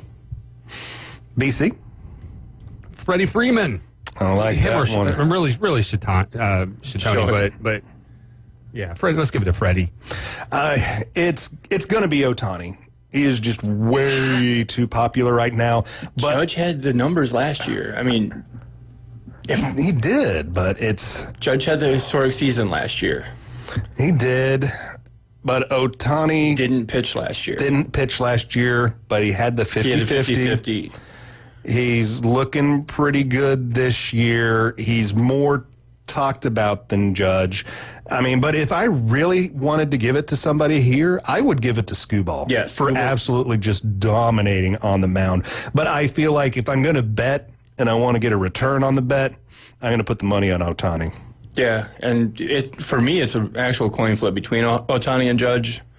I just leaned more towards Judge, and now the more I'm thinking about it, I might lean more towards Ohtani, but probably the most deserving is Skubal for... Yeah, I think Skubal is the most deserving. I mean, I could see it going to Judge. I love Freddie Freeman being nominated, but I think that's about as far as that's going to go. I just do not see... If you're not the most valuable player on your team, you can't get an award like this for the league. Yeah, and Ohtani's going to be the pick for the Dodgers on that one. Yeah. If you ask 99 out of 100 people, they'll probably pick Ohtani. And it's also because people know the name. And that 100th person is Freddie Freeman's wife. Yeah, or Freddie. Or Freddie himself. Or Bone Crusher. He's here with us. He said Freddie. All right, let's move on into the best National Football League player. We got Josh Allen of the Buffalo Bills. We got Saquon Barkley of the Philadelphia Eagles. Lamar Jackson of the Baltimore Ravens. And Patrick Surtain II of the Broncos. Apparently you have to just give a gift to the defensive side of the ball? I can think of 50 other players? Probably a lot of other NFL football players that I could put on this list before I put Patrick Surtain II on the list. That one is a little bit of a weird read for me on that one. Like, really? How did you get there? But like you said, he might have just... grease up a little bit of a few poems. Hey, man, get my name on this list. Why not? So I don't think it's going to be Surtain. Let's start there. Yeah. For me, I'm going to say it's probably Saquon Barkley. Eagles win. He looked good. Cover of Madden. Everybody's talking about him. And I think it would be quite funny to see the Giants crying. Yeah. So I think the quarterbacks cannibalize themselves out. Both of them very deserving. Josh Allen, MVP. Lamar Jackson, greatest season he's put up as a professional. And in the MVP very heavy in the MVP conversation. And had better numbers than MVP Josh Allen. Yep. But nobody changed the NFL last year like Saquon, even before he jumped the dude backwards. Yeah. Which is coming up. That was a great player. Best athlete with a disability. I don't know the answer to this one, but they are nominated, so we want to give their nominees their time. Noah Elliott, the snowboarder. Ezra Fresh of track and field. Tatiana McFadden, track and field. And Grace Norman, a para-triathlete. I'm just going to give it to the triathlete because I don't have like a serious disability other than being old and kind of fat. That's my disability. So I'm not even doing, triathlete type stuff. And they're getting out there. Good. Try means 3, and these other people only do 1, so 3 is greater than 1. Exactly. Yeah, so just from the how difficult it is to do anything of a triathlon, give it to the triathlete. BC, how you feeling? That's as good an answer as I've heard. Right? That's where we're going. All right, best college athlete. Remember the episode of South Park when Cartman entered the Special Olympics, and he lost. Oh yeah, that'd be you. That would be me. I'd get up there and I'd get up to that line, and those kids would be gone. I'd be like, oh man. But just remember, because he was the worst athlete there, he got a $100 gift certificate to Shakey's Pizza. Just remember. So he did win by losing. Sometimes you win by losing. I can do that. Yeah, I can finish last place and get me a nice pizza coupon. Trust me, I'll use it. Look at me. Best college athletes on the women's side. We got Olivia Babcock, University of Pittsburgh volleyball. Kate Fossey of North Carolina playing soccer. Gretchen Walsh, Virginia. She is a swimmer. And Juju Watkins, USC basketball. Got to say, the only sport out of those that I know is basketball, so I'd have to go with Juju. She's the only one I know. Wish I knew more about the other gals, though. The only knock on Juju is she got injured in the conference championships, I believe. Yeah, and couldn't make it into the NCAAs. Or she got injured first round of NCAAs and didn't get a deep run. Yeah, it was That's one of the those. only knock on her is that terrible ACL. So, yeah, and just at a bad time. You can't, injuries always happen. It's just bad when injuries happen at a bad time. We're going to take a quick break, then we'll return to our SB list. This is the Afternoon Underdogs, live from the CBC Construction Studios, 104.3 ESPN, Northwest Florida. Taking your hot takes, rants, and takedowns. Let's hear it on the Red 7T studio line. 850-215-6290. ESPN Northwest Florida. The Paul Feinbaum Show. Brewster, let me ask you a question. If someone offered you $8 million to become a Clemson fan, would you do it? No. The only thing I'll do with orange is put a lighter to it. I just wanted to double check. By the way, I knew that would be your answer. Paul Feinbaum, weeknights, 6 to 10 on ESPN Northwest Florida. Good evening. This is Joanna on ESPN Northwest Florida with your forecast on this Wednesday. Light sprinkles and a likelihood of thunderstorms tonight with a gentle breeze at 11 miles per hour coming out of the southeast and look for the low to be 79. Tomorrow morning, there will be likely thunderstorms and light showers with the temperature reaching 85. Likely thunderstorms and sprinkles in the afternoon and evening with the high of 86. This weather is brought to you by Ellis Agency Insurance. Thank you for listening to ESPN Northwest Florida. Rely on it. Are you hungry for authentic Mexican cuisine? Then come to El Rodeo Tequila Bar and Grill, where we serve up the freshest, most flavorful dishes on the beach. El Rodeo Tequila Bar and Grill, a great location, comfortable atmosphere, and happy hour from 3 to 7. Buy one, get one free, regular margaritas and 12-ounce house drafts. And you're going to love their lunch specials, Monday through Friday from 11 to 3. Plus, live music Wednesdays and Saturdays starting at 5:30. El Rodeo Tequila Bar and Grill, Thomas Drive across from the Navy base. And 10908 Front Beach Road. Reliable Copy Products is proud to be the exclusive dealer in Northwest Florida for Kyocera office equipment. Reliable Copy Products has been committed to providing professional, personalized service for the last 35 years. They understand that the right equipment does not always fall within today's budget requirements, so they offer several options for the equipment you need today for the growth you expect tomorrow. Call James Smothers at 784-6601. 784-6601. Reliable Copy Products on Harrison Avenue, just north of Bay High School. Broadcasting from the CBC Construction Studios.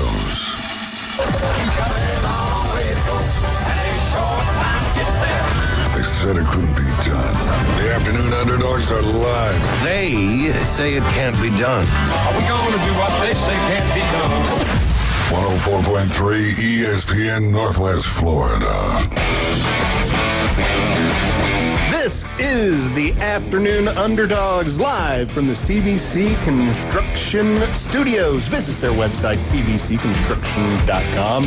You can call the show on the Red 7T's phone line, 850-215-6290. We are streaming on Facebook, Twitch, and YouTube. Be sure to like, share, and subscribe ESPN Northwest Florida on all of those social mediums.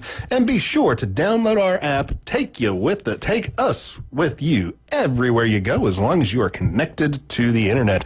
Braves will return to action this Friday night at Truist Park, taking on the New York Yankees. Pre-game 6 o'clock, first pitch 6:15. Atlanta Braves baseball on ESPN Northwest Florida is sponsored locally by Best Way Portable Buildings, Reliable Hydraulic Solutions, Mid-South Lumber, and Brock Pest Control.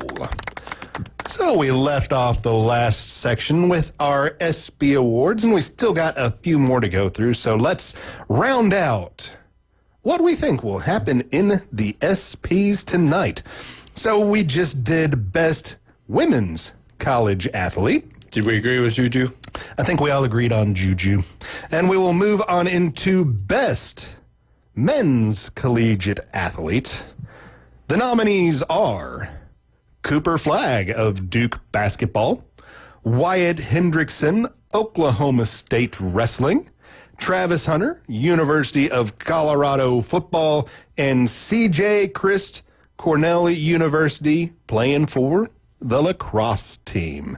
Now, don't know anything about the lacrosse guy. Yeah, give me the lacrosse guy. Or the wrestling guy, but good luck to each of them. I mean, that would be cool to see somebody, in a more non-traditional sport get some love. I would like to see that. But, football being popular, Travis Hunter playing both sides of the football. Oh, yeah? Yeah, I just got to say it is going to be Travis Hunter for male athlete. Chef Ross, you going to agree?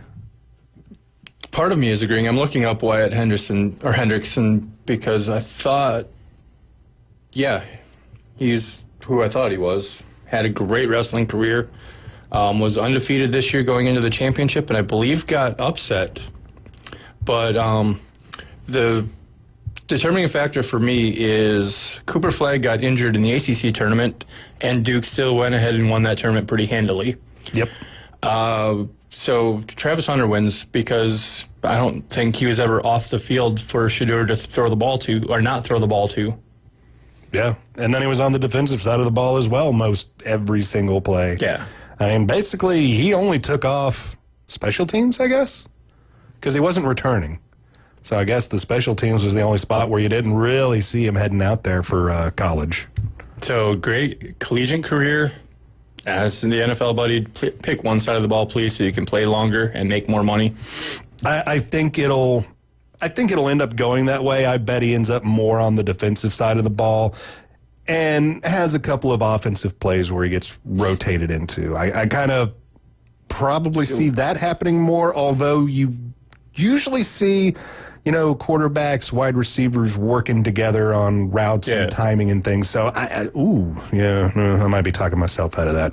All right, let's roll on into best team. Oh, Bone Crusher, you got an opinion on the best male athlete? Give me the lacrosse guy. All right, CJ Christ for Bone Crusher. Best team. That is best team. We're going to go across a lot of sports here. The Florida Panthers from the National Hockey League. The Los Angeles Dodgers from Major League Baseball. New York Liberty from the WNBA. The Ohio State Buckeyes. This will be NCAA football, Buckeye football. Oklahoma City Thunder of the NBA. The Philadelphia Eagles from the National Football League, North Carolina Tar Heel NCAA Women's Lacrosse, United States Women's National Team in Soccer, and the University of Connecticut Huskies Women's Basketball Team. Let me think on this one. Chef Ross, take it. I'm torn between the Dodgers and the Buckeyes. They're both. The Dodgers were the number 1 seed, so give me the Dodgers. The only reason I don't have UConn in there is they were a 2 seed. Yep. They won the Natty, but they were not a 1 seed. And we're looking at overall seasons. To be a great overall season, you should have the 1 seed. So that knocks out the Buckeyes. That knocks out. The Liberty had a great year last year too. Knocks out the Panthers. Eagles were the 2 because the Lions had the 1 seed. So give me the Dodgers. Final answer. Right. Final answer, the man says. The Dodgers, Bone Crusher. Give me that lacrosse team. The lacrosse team, he says. UNC, All right. the Fighting Bill Belichick's? No, that was, North Carolina, yeah. To be prepared for all these different teams, you have to spend a lot of time to really give it the right thought process and decision. I can't say I know enough about it. Can you tell me one thing about the North Carolina lacrosse team? Absolutely not. No, that's the point I'm making.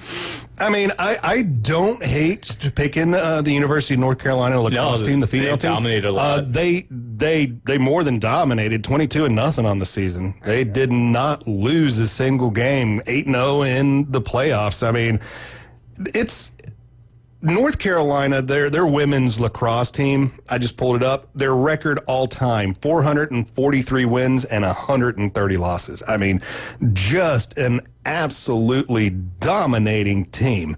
I think they should be the winner. I don't think they're going to get the win. I'm pretty sure that it's going to go to the Oklahoma City Thunder for That's a good choice. For bringing the title to Oklahoma City for the bet first on these time. things? I bet you can. I bet we can go out and find, I don't know if we'll find a real I don't know if we can do it in Florida. Yeah. Well, because I don't think Hard Rock has it. But if you can figure a way to get around the geographical location, I'm pretty sure you can bet it. Oh, I'm sure there's somebody in Vegas. There has got to be a book in Vegas that has this open right now taking money. 1,000%. Yeah. But again, you can only bet on Hard Rock in Florida. Yeah. Quit busting my bubble. All right. Best play of the year. Saquon Barkley's backwards hurdle. That game from November 3rd, 2024. Tyrese Halliburton calls game 1 of the WNBA Finals. That was the WNBA Finals? The NBA Finals. I don't know. Can Tyrese Halliburton play over there? I mean, he can't play in the NBA next year, so might as well. Yeah, might as well. Maybe just stretch out the legs a little bit. Start transitioning now.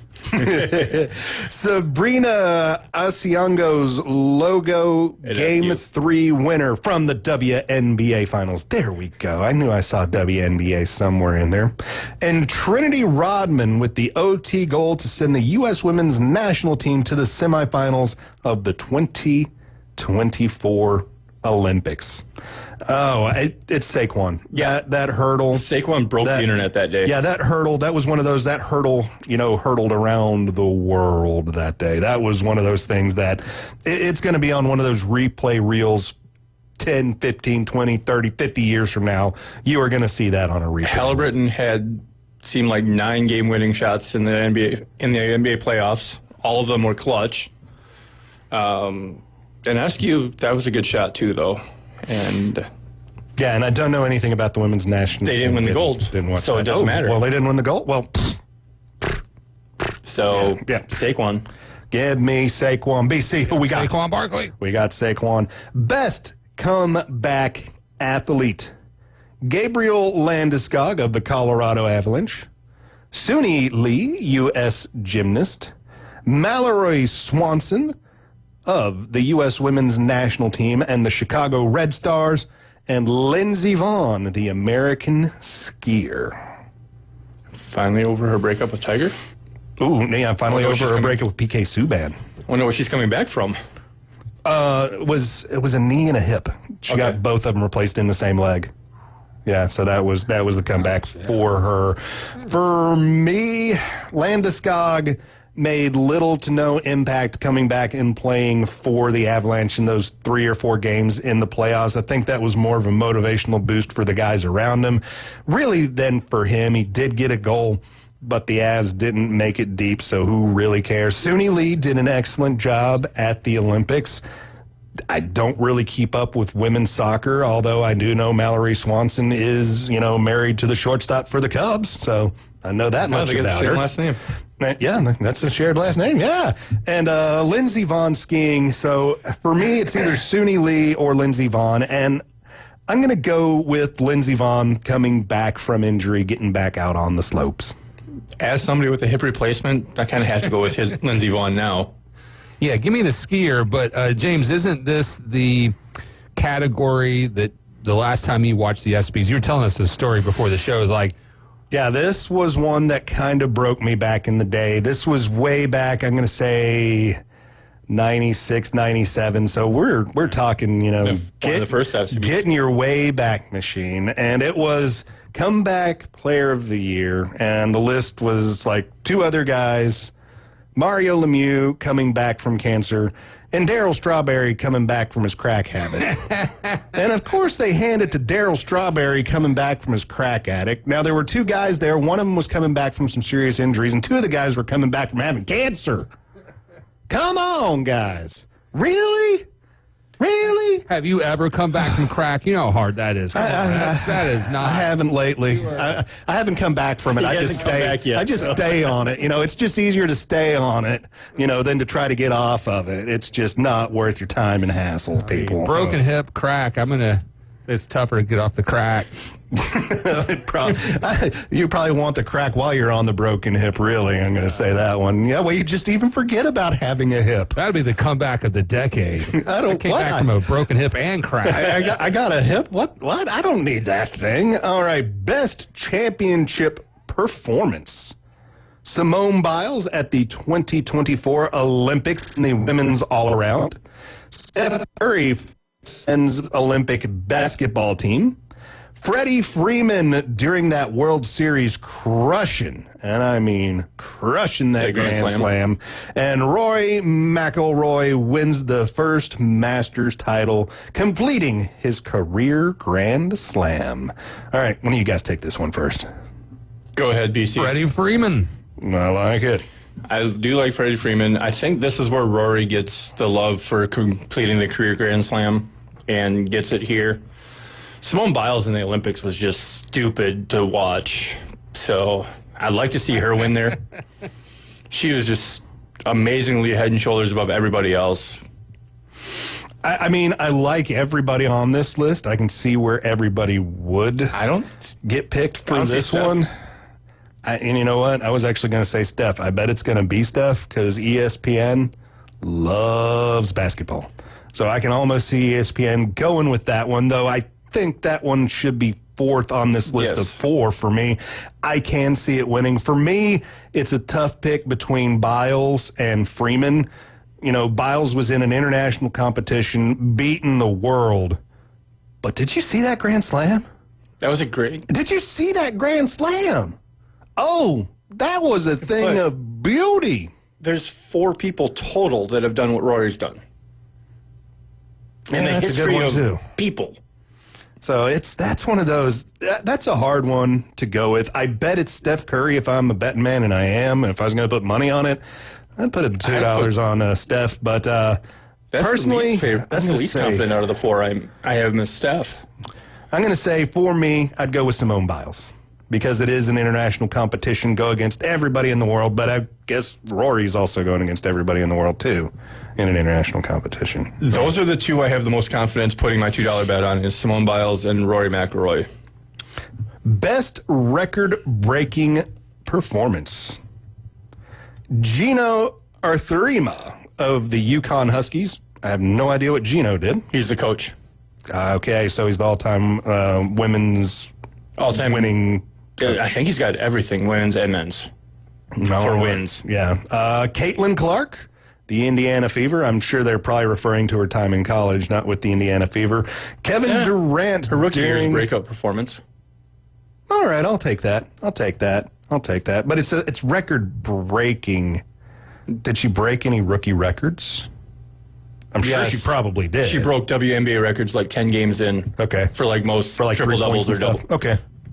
Yeah, so Kevin Durant in the Olympics and Alexander Ovechkin of the Washington Capitals. I know where your vote is. So for me, it's Ovi. I for the longest time, I thought Gretzky's record could have been broken for goals, not points, but goals. So getting to watch that, just for me as a hockey fan, was an incredible drive. So give me Ovi.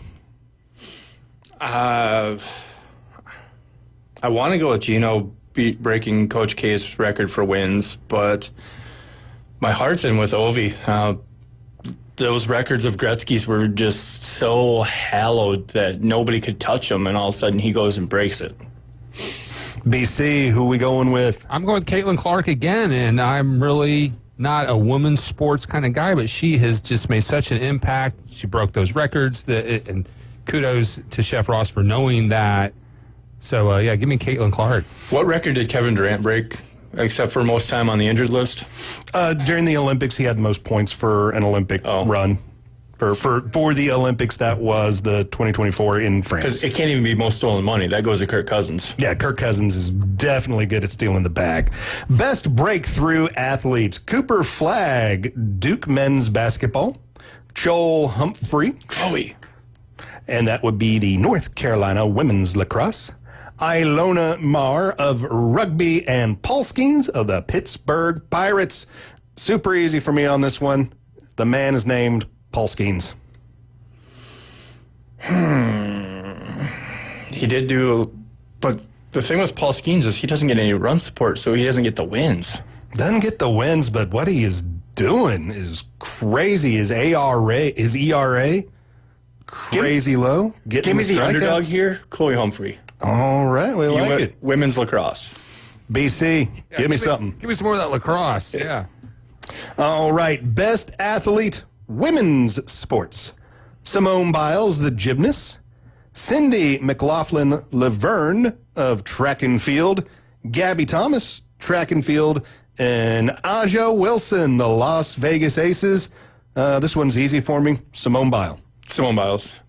Sure, yeah. All right. I thought you were going to write in Caitlin Clark on that one. I really did. All in agreement. Now, our final category of the afternoon. Best male athlete. We have Josh Allen of the Buffalo Bills. Saquon Barkley of the Philadelphia Eagles. Shea Gilgeous-Alexander of the Oklahoma City Thunder, and Shohei Ohtani of the Los Angeles Dodgers. Ooh.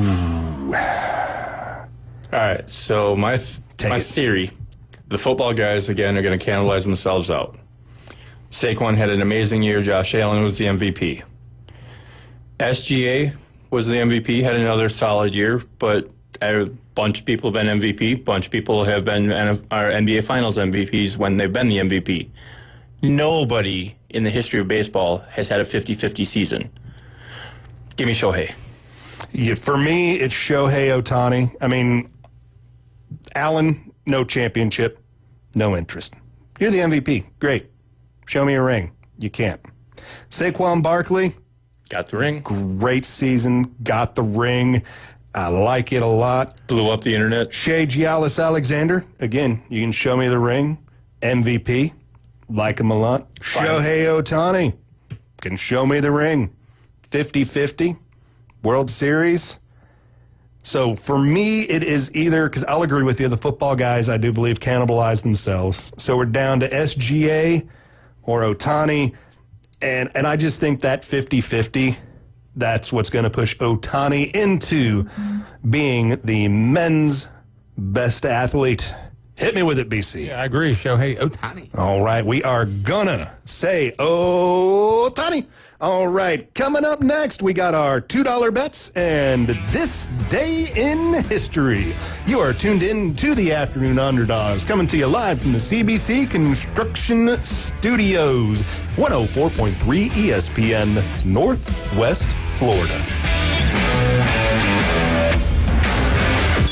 The Red 7T studio line is now open. 850-215-6290. ESPN Northwest Florida. The Dan Patrick Show. You know, there's a lot of report cards that'll come in on Cooper Flagg. And sometimes I overreact to the Summer League, and probably will with Cooper Flagg. But he gave me intangibles. He gave me offense, defense, gave me passing, he gave me rebounding. But he also gave me court presence. It's the Dan Patrick Show, weekday mornings from 9 till 11. ESPN Northwest Florida. Good evening. This is Joanna on ESPN Northwest Florida with your forecast on this Wednesday. Light sprinkles and a likelihood of thunderstorms tonight with a gentle breeze at 11 miles per hour coming out of the southeast, and look for the low to be 79. Tomorrow morning, there will be likely thunderstorms and light showers with the temperature reaching 85. Likely thunderstorms and sprinkles in the afternoon and evening with a high of 86. This weather is brought to you by Ellis Agency Insurance. Thank you for listening to ESPN Northwest Florida. Rely on it. Take your next adventure at an award-winning Kia from Bill Bird Kia. Discover the new Kia. We invite you to stop by Bill Bird Kia and test drive the new 2025 Kia. You'll get the perfect balance of comfort, safety, and technology. The 2025 Kia SUV family has movement that inspires. Drive away today in a new 2025 Kia Soul, Seltos, Sportage, Sorrento, or Telluride. Fuel the thrill and command the road in the luxury of a 2025 Kia K5 sedan from Bill Bird Kia. Performance, power, and design built for you. Spark inspiration in the all-electric 2025 EV9. It's a modern masterpiece, fast charging, rugged, and roomy. Bill Bird Kia is the original home for the 20-year, 200,000-mile warranty. Stop by 2435 East 15th Street, Panama City, or anytime at BillBirdKia.PanamaCity.com. We'll treat you like family and give you the peace of mind you can trust. Your local community dealer is Bill Bird Kia. You found us inside the CBC Construction Studios. Doing what other stations can't. The Afternoon Underdogs is live and local. 850-215-6290. When you've completed dialing, listen for the ringing signal. 104.3 ESPN Northwest Florida. Afternoon Underdogs are on the air. Last segment for this Wednesday, coming to you live from the CBC Construction Studios. Visit their website, cbcconstruction.com. 104.3 ESPN Northwest Florida is where you can find your radio dial right now. You can call the show. You can text the show on the Red 7T's phone line, 850-215-6290. We're streaming on Facebook, Twitch, and YouTube. Make sure to like, share, and subscribe. Download the app so that way you can take us with you everywhere you go. All right, so it is time for my $2 bets. So yesterday, I did all right. Got 2 out of 3. My all-star bet was correct. I chose the National League plus 1.5 points, and I took the over at 7.5. Both of those came true. I said that the Fever would win last night and that the National League would have at least a 1.5 in the game. And I was correct on that one as well, but I missed on my WNBA bet because the Fever did not score enough points to get me the over in that game. Such is life. 2 out of 3 ain't bad, baby. Liberty to win over the Fever tonight will be my first one. So I'm taking the Liberty to win over the Fever. I am taking the under in that game with Caitlin Clark not going to be playing in that game. 163.5 is the over-under, and I am taking the under. So the Liberty win, taking the under 163.5. My $2 bet, if it hits, will return me $4.50. So you're doing the money line? Doing the money line. You don't like the 9.5? Don't like the 9.5. Give me the money line. All right. So my first bet, going to the NBA Summer League. Nice little 3-leg parlay. The Utah Jazz beat the Washington Wizards. The OKC Thunder beat those Pelicans. And the Philadelphia 76ers beat up on the Cooper Flag-less Dallas Mavs. My $2 bet pays out $6.50. All right. Not a bad one there. I'll stick in the WNBA here. I got the Aces giving up 5.5 points going against the Wings. I'll take the under here. It's kind of a little bit of a higher number at 169.5, so I like the under. My $2 bet, if it lands, will return me 7 greenback U.S. American dollars. All right, my stretch bet, going to the WNBA, because there's not a lot to choose from that I've actually watched on my TV. True.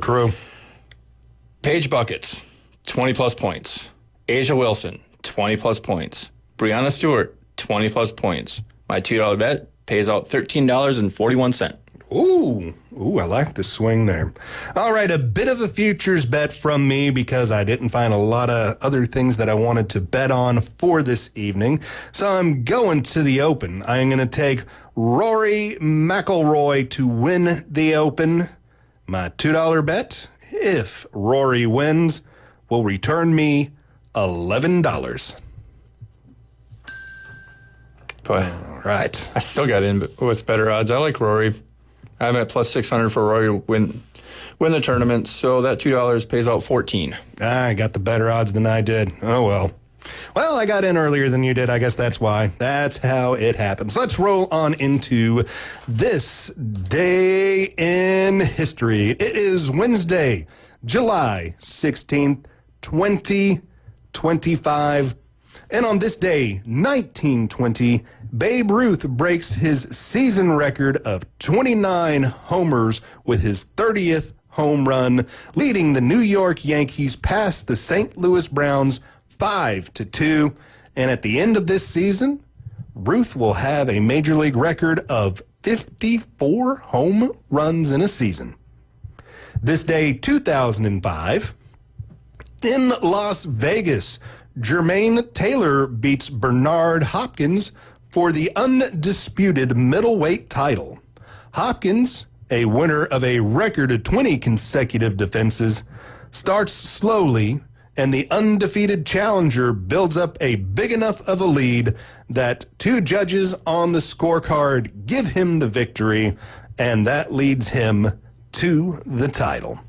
And on this day, 2012, Roger Federer surpasses Pete Sampras to set the record for the most weeks at number one in the ATP rankings. After winning Wimbledon a week ago, his 75th career ATP title, Federer returns to the top for the first time since June of 2010. That would mark 287 weeks at number one, which would be one more week than Pete Sampras.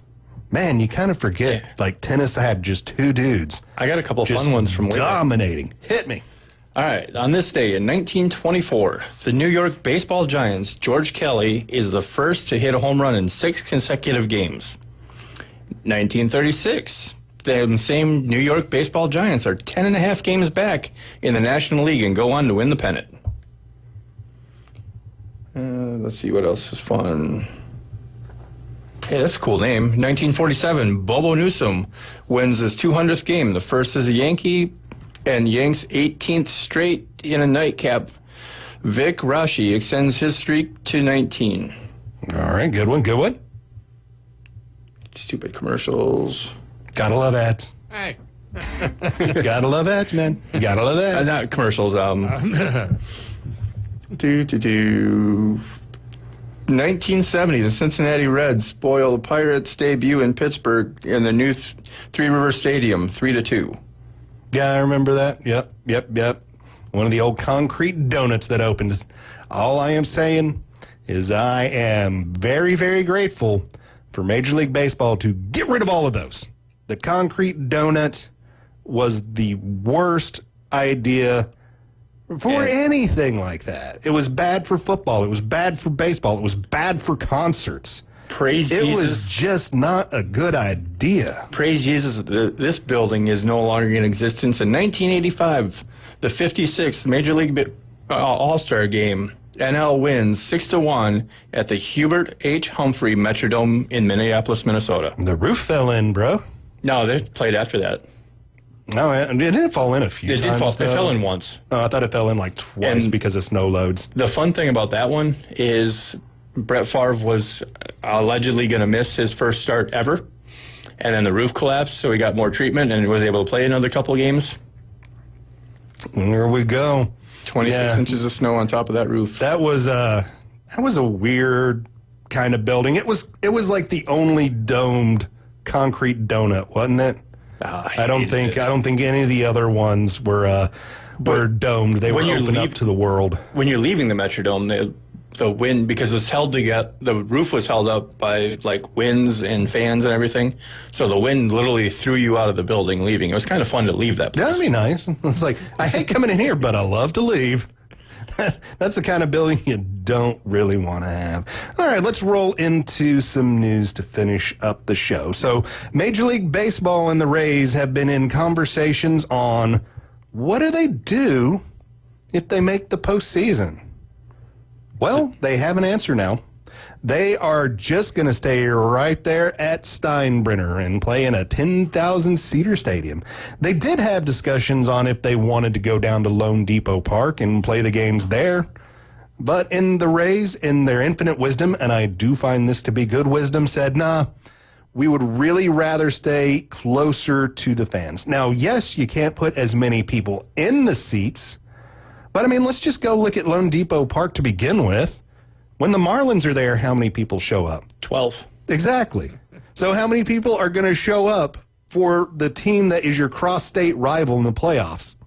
8? 5? 15. 6? Oh, more people will show up? I like it. I like it. Ross says more people will show up. Yeah, it's... No, you don't want to, if you're in the postseason, reward the fans. Let them see good baseball. Doesn't matter if you're playing in a 10,000-seat stadium. The fans deserve it. The fans were there all season with you. When they were playing in the Trop, did they ever get 10,000 to a game? Yeah, some of the more important games that were played in the weren't playoffs. Yankees fans? Yeah, some of the deeper playoff pushes, they roll back the tarps that were on that, second, third level in the outfield. But for like regular season games, absolutely not. No way. It was just a stadium that not a lot of people went to. It's a different stadium because it is like the only one that is still roofed that doesn't have the option to roll open the roof. I mean, I guess a hurricane can roll open the roof for them, but it's not supposed to open. So, it was a stadium that was built in the mid-'80s to attract the White Sox when the White Sox got a new Comiskey. So that's why that stadium was built. And it sat empty for... ever. A couple of years, 6, 8, 10 years almost before the Rays moved in. So it was already an older stadium that had been basically empty. And now what are you going to do with it? I think they got to fix the roof just to get 1 or 2 more seasons out of it. It was never meant to be their permanent home, was it? Yeah, it was. It was meant to be a Major League Baseball ballpark. And it was, at the time, it was more state-of-the-art-y than some of the other parks around, but by the time the Rays moved in, it wasn't a state-of-the-art ballpark anymore. It was a decade old, and it was a ballpark that wasn't getting the new amenities and things like that a Major League Baseball stadium will get because there is a team inside of it. They didn't bother to, update the scoreboard and things throughout the years until the Rays finally got there. And then it took them a few more years before they started doing things like updating the scoreboard and fixing the turf and putting new lights in. So it was, hopefully the Rays with this new ownership now, hopefully a nice new ballpark on the Tampa Bay side of things. In Tampa. Yeah, it's got to be on the Tampa side of things. St. Pete, you're great. We love you, man. But I think you will get more fans showing up to the ballpark if you put it more towards the city center. Because let's face it, Tampa's still a bigger city than St. Pete. You don't need a 40,000-seat stadium. I mean, one of the best things the Braves did is when they built Truist Park, they lowered the seating capacity. All right, guys. The show on this Wednesday is coming to a close. This has been the Afternoon Underdogs coming to you live from the CBC Construction Studios. Give them a visit, cbcconstruction.com.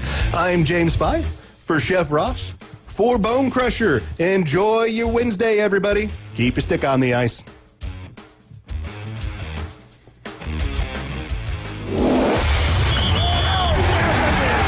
Keep the game going with ESPN Northwest Florida. Just because you get out of the car doesn't mean the sports play-by-play have to end. Just say, hey, Alexa, open ESPN Northwest Florida. From Michigan Avenue to the man cave, from the car to the kitchen, we've got you covered. Keep the game